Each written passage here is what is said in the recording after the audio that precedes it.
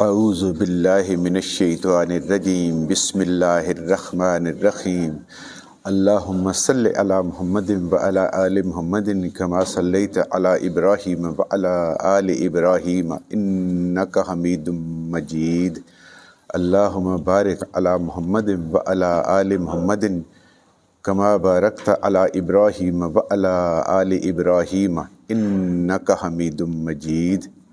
اللہ جل شانہ کا بے حساب کرم احسان اس ذات کا کہ جس نے ایک دفعہ پھر ہمیں قرآن مجید سمجھنے کے لیے یہاں پہ اکٹھا کر دیا۔ آج ہم انشاءاللہ 14واں پارہ سورہ النحل کی آیت نمبر 88 سے سبق شروع کریں گے۔ سورہ النحل آیت نمبر 88 آپ کے قرآن مجید میں صفحہ نمبر 250۔ اعوذ باللہ من الشیطان الرجیم بسم اللہ الرحمن الرحیم۔ وَيَوْمَ نَبْعَثُ مِنْ كُلِّ أُمَّةٍ شَهِيدًا عَلَيْهِمْ مِنْ أَنفُسِهِمْ وَجِئْنَا بِكَ شَهِيدًا عَلَى هَؤُلَاءِ وَنَزَّلْنَا عَلَيْكَ الْكِتَابَ تِبْيَانًا لِكُلِّ شَيْءٍ وَهُدًى وَرَحْمَةً وَبُشْرًى لِلْمُسْلِمِينَ۔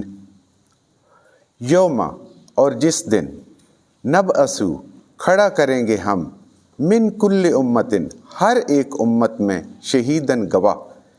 یہ 3 آیتیں پہلے بھی آپ یاد کریں، اللہ رب العزت نے یہی کہا کہ جس دن یعنی قیامت والے دن ہر امت میں سے ہم گواہ کھڑا کریں گے۔ وہ سب کے لیے تھا، اور یہاں سب کے ساتھ ساتھ اس امت کے لیے اللہ کی ذات مخصوص یہ حکم بیان فرما رہی ہے۔ وَيَوْمَ نَبْعَثُ مِنْ كُلِّ أُمَّةٍ شَهِيدًا، اور جس دن ہم کھڑے کریں گے ہر امت میں گواہ۔ اور یہ گواہ کون ہوں گے؟ جو اللہ نے اس امت میں اپنے پیغمبر بھیجے ہیں، یہ وہ گواہ ہوں۔ علیہم، ان کے اوپر، من انفسہم، جو انہی میں سے ہوں گے، جو انسانوں میں سے ہوں گے، جس جنس سے یہ تعلق رکھتی ہے قوم، اسی سے وہ گواہ بھی اس کے ہوں گے۔ کوئی فرشتوں کی گواہی نہیں ہوگی، یا کوئی ایسی مخلوق کی نہیں ہوگی کہ جس کا تعارف نہیں ہوگا، اسی مخلوق سے ہوں گے کہ جس سے وہ امت، جس جنس سے اس کا تعلق ہے۔ وَجِئْنَا، اور لائیں گے ہم، بِکَ، آپ صلی اللہ علیہ وآلہ وسلم کو، شہیداً، گواہ۔ ہر امت پہ گواہ ہوگا، اور وہ گواہی دے گا کہ میں نے دین پہنچایا ہے اس امت تک، اور یا دین پہنچانے کا حق ادا کیا یا نہیں کیا۔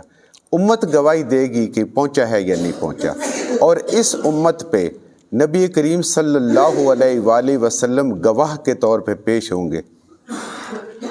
میرے عزیزوں، سوچ لو، عدالت اللہ کی ہوگی، اس سے بڑی کوئی عدالت نہیں ہے، اور گواہ محمد رسول اللہ صلی اللہ علیہ وآلہ وسلم ہوں گے، اور ان سے بڑا اس کائنات میں کوئی گواہ نہیں ہے۔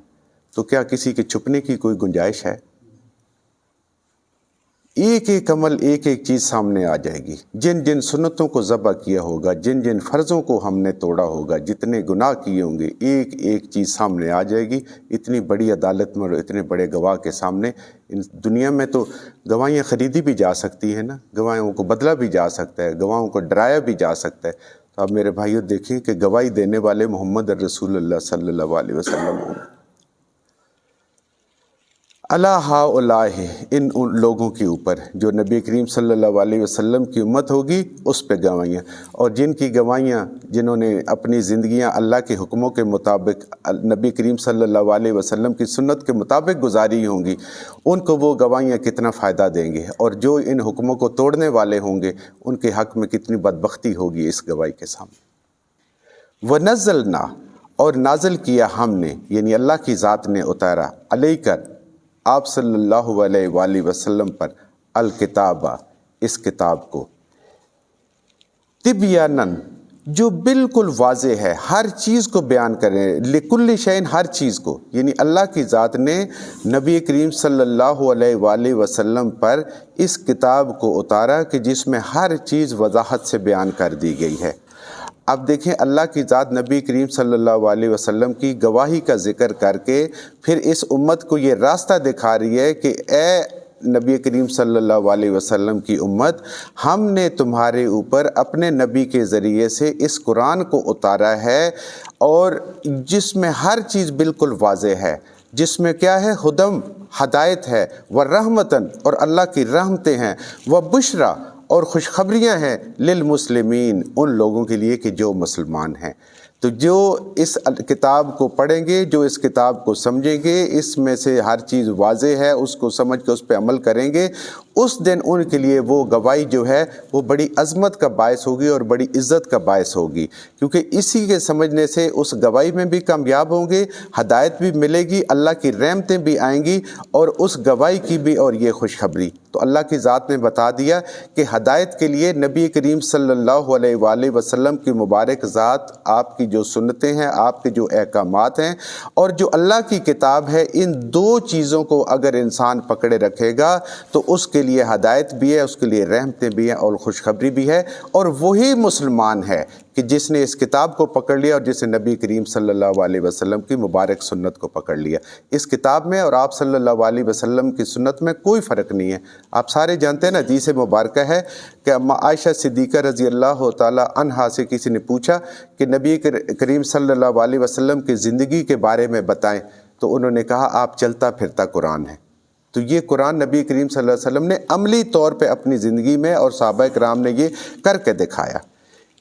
ان اللہ، بے شک اللہ، یامر، حکم دیتا ہے، بالعدل، عدل کا، والاحسان اور احسان کا، وایتاء اور دینے کا، ذی القربی اپنے قرابت داروں کو، وینہا اور منع کرتا ہے، عن الفحشاء بے حیائی سے، والمنکر اور منکرات سے، نامعقول باتوں سے، والبغی اور سرکشی سے، یعظکم نصیحت کرتا ہے تم کو، لعلکم تاکہ تم تذکرون نصیحت پکڑو۔ تمام مفسرین کہتے ہیں کہ یہ آیت قرآن کی جامع ترین آیت ہے اللہ کے احکامات میں سے، اور ایک دفعہ جب یہ آیت نبی کریم صلی اللہ علیہ وآلہ وسلم جو ہے وہ تلاوت فرما رہے تھے، بار بار تلاوت فرما رہے تھے، تو ایک کافر مشرک جو ہے ولید بن مغیرہ، تو اس نے سنی، تو وہ چونکہ عربی سمجھتے تھے اور حکمت بھی سمجھتے تھے، انہوں نے نبی کریم صلی اللہ علیہ وسلم سے پھر کہا کہ آپ اس کو پھر پڑھیں۔ انہوں نے 2-3 دفعہ نبی کریم صلی اللہ علیہ وسلم کو کہا، اور آپ صلی اللہ علیہ وسلم نے اس آیت کی تلاوت فرمائی، تو اس کے بھی یہی الفاظ تھے، بھائی اس سے جامع بات اتنے سے مختصر الفاظ میں کوئی بڑے سے بڑا انسان نہیں کر سکتا، تو یہ کسی انسان کا کلام نہیں ہے، یہ کسی اور ہستی کا کلام ہے۔ یہ اتنی بڑی آیت ہے، اور اس کے بارے میں مفسرین بھی یہ کہتے ہیں۔ بے شک اللہ حکم دیتا ہے، یعنی مختصر ترین انسان نے اگر سمجھنا، اس آیت کو بندہ زندگی میں اپنے سامنے رکھے کہ اللہ کیا حکم دیتا ہے، بالعدل۔ عدل کیا ہوتا ہے؟ برابری، میانہ روی۔ ساری زندگی میں جتنے کام کرنے، عبادات سے لے کر معاملات سے لے کر، میانہ روی، کبھی اوقات سے باہر نہ نکلیں، میانہ روی سے چلتے رہیں، اس چیز کا اللہ تعالیٰ کی ذات حکم دیتی ہے۔ والاحسان اور احسان کا۔ احسان کیا ہے؟ عبادت میں نبی کریم صلی اللہ علیہ وسلم نے فرمایا کہ عبادت میں احسان وہ درجہ ہے کہ جب انسان کہے کہ میں جس کے لیے عبادت کر رہا ہوں وہ میرے سامنے ہے، نماز پڑھتا ہے، اللہ میرے سامنے ہے، میرا اللہ مجھے دیکھ رہا ہے اور میں اپنے اللہ کو دیکھ رہا ہوں، میں اس کے لیے کر رہا ہوں۔ یہ عبادت میں احسان کا درجہ ہے۔ روزہ رکھتا ہے، کوئی بھی معاملات کرتا ہے تو وہ کہتا ہے میرا اللہ دیکھ رہا ہے، تولتا ہے تو پورا تولتا ہے، میرا رب مجھے دیکھ رہا ہے، حرام اس کے سامنے آتا ہے وہ حرام کو چھوڑ دیتا ہے، میرا رب مجھے دیکھ رہا ہے، فاقہ آتا ہے فاقے کو برداشت کرے، یہ میرے رب کی طرف سے ہے، میرے لیے یہ چیز ہے۔ تو جب اس درجے پہ انسان پہنچتا ہے، اس کا احسان۔ اور عام معاملات میں احسان یہ ہوتا ہے کہ جو آپ سے کٹتا ہے آپ اس سے جڑتے ہیں، جو آپ کی اچھائی کا بدلہ اچھائی میں نہیں دیتا آپ پھر بھی اس کے ساتھ اچھائی کرتے ہیں، یہ ہوتا ہے احسان۔ عدل ہوتا ہے کسی کو حق کے برابر دینا، احسان ہوتا ہے اس کے حق سے بڑھ کر اس کو دینا۔ اللہ کی ذات کا حق عدل میں آتا ہے، نبی کریم صلی اللہ علیہ وسلم کی ذات کا حق عدل میں آتا ہے، دین جو ہے یہ سارا انسان کے حق میں، کہ جو اللہ کا حق ہے اس کو پورا کرنا، جو نبی کا حق ہے وہ پورا کرنا، اپنے گھر والوں کا، سب کا یہ ہے۔ اور احسان یہ ہے اس سے بڑھ کے کوشش کرنا۔ اللہ پہ انسان احسان تو نہیں کر سکتا، انبیاء پہ نہیں کر سکتا، لیکن اس سے بڑھ کے کوشش کرنا، جتنی شفیق جتنے مہربان وہ ہمارے اوپر ہیں۔ وَإِيتَا اور دے، ذِی الْقُرْبَى اپنے رشتہ داروں کو، جس کو اللہ نے دیا ہے، اسلام دیکھیں کہتا ہے کہ اپنی دولت کو سمیٹ کے اس کے اوپر سانپ بن کے نہ بیٹھے رہو۔ جتنے قریبی عزیز رشتہ دار ہیں، یعنی اگر انسان اپنے اوپر سوچے تو سب سے قریبی اس کے ماں باپ ہے، اس کے بعد پھر اس کے گھر والے ہیں، پھر بہن بھائی ہیں۔ اگر اللہ نے دیا ہے تو اللہ کی ذات فرماتی ہے کہ ان قرابت داروں کا خیال کرو، ان میں جو غریب ہیں، جو مسکین ہیں، جو ضرورت مند ہیں، ان کو دیں، عدل کریں، احسان کریں، یعنی بات بھی کریں تو عدل کی کریں، کام بھی کریں تو عدل کا کریں سارا، اور احسان کے ساتھ، اور اپنے قریبی عزیز رشتہ داروں کو اگر اللہ نے دیا ہوا ہے آپ کو تو ان کا جتنا آپ دے سکتے ہیں، جتنا خیال کر سکتے ہیں، ان کا خیال کریں۔ وَيَنْهَا، 3 چیزوں کا اللہ کی ذات نے حکم دیا ہے کہ ان کو کرنا ہے، یہی دین ہے۔ وَيَنْهَا، اور منع کیا ہے، عَنِ الْفَحْشَاءِ، بے حیائی سے۔ 3 چیزوں کا اب اللہ کی ذات جو ہے انسان کو روک رہی ہے۔ بے حیائی ہر اس کو کام کو کہتے ہیں جس سے انسان کے اخلاق میں بگاڑ آتا ہے، ہر وہ خواہ وہ گالی ہے، یہ بھی بے حیائی میں آتی ہے، اور جتنے بھی ہیں، یعنی اخلاق کو بگاڑنے والے جتنے کام ہیں، جو انفرادی اخلاق بگاڑے یا قوموں کے اخلاق بگاڑے، وہ سب کے سب بے حیائی میں آتے ہیں، فحشاء میں آتے ہیں۔ والمنکر، اور نامعقول باتوں سے، یعنی دین نے جس سے منع کیا وہ ساری کی ساری منکرات ہیں، جن کو دین نے حرام قرار دیا اللہ کی ذات نے اپنے اس کلام میں، نبی کریم صلی اللہ علیہ وسلم نے، اور جن کاموں سے منع کیا ان سب کے سب کو منکرات کہتے ہیں، وہ سب کے سب گناہ ہے، ان سے بچنا ہے۔ والبغی، اور سرکشی سے۔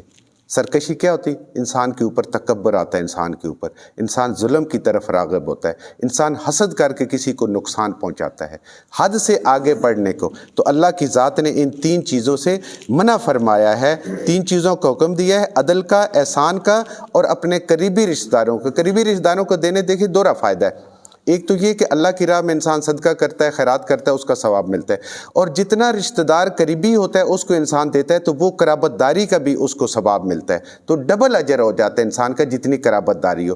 لیکن دینا اس کو یہ جو مستحق ہے، یہ نہیں ہے جس کے پاس پہلے ہی ہے تو قرابت داری کے اس میں انسان اس کو دے۔ اور 3 چیزوں سے اللہ کی ذات نے منع کہ فحشاء، کہ ہر وہ چیز جو انسان کا اخلاق بگاڑنے والی ہے، جو قوموں کا اخلاق بگاڑنے والی ہے، اور منکر، جس سے شریعت نے، جس سے دین نے منع فرمایا ہے۔ والبغی، اور انسان کا حد سے بڑھ جانا، تکبر، ظلم، حسد، اس طرح کرنا اور کسی کو نقصان پہنچانے کی سوچنا۔ یعظکم، نصیحت کرتا ہے تم کو، لعلکم تذکرون، کہ شاید تم نصیحت پکڑنے والے ہو جاؤ۔ اللہ کی ذات جو ہے اپنے اس قرآن کے ذریعے سے، اپنی ان آیات کے ذریعے سے، یہ پیچھے جتنی آیات ہم نے پڑھی یہ ساری کی ساری نصیحت والی آیات ہیں۔ تو اللہ کی ذات فرما رہی ہے کہ اللہ کی ذات آپ کو اس قرآن کے ذریعے سے نصیحت کر رہی ہے تاکہ تم نصیحت پکڑنے والے ہو۔ تذکرون ہوتا ہے کہ بار بار کسی چیز کو یاد کرنا۔ آپ دیکھیں قرآن میں کتنے مضمون ہیں جو ریپیٹڈلی بار بار آ رہے ہیں، کیوں؟ یہ نصیحت ہے کہ بار بار اس کو یاد کرنا، بار بار یاد کرنا۔ جیسے وہ حافظ صاحب یاد کرتے ہیں نا قرآن کو، تو پھر ان کا پکا ہو جاتا ہے، ایک ایک بات، آیت کو وہ 100 دفعہ بلکہ اس سے بھی زیادہ یاد کرتے ہیں۔ تو اللہ کی ذات کہتی ہے اس قرآن کو بھی ایسے ہی پڑھو، ایسے ہی سمجھو، بار بار سمجھو، تو پھر انسان کو نصیحت حاصل ہوتی ہے۔ اللہ تعالی ہمیں عمل کی توفیق عطا فرمائے، اللہ تعالی ہمیں صحیح سے سمجھ عطا فرمائے۔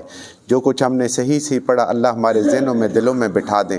جہاں جہاں پڑھتے ہوئے بولتے ہم سے غلطیاں ہوں گی اللہ ہمیں معاف فرما دے، اور ان غلط باتوں کو ہمارے ذہنوں سے، دلوں سے اللہ کی ذات محو فرما دے۔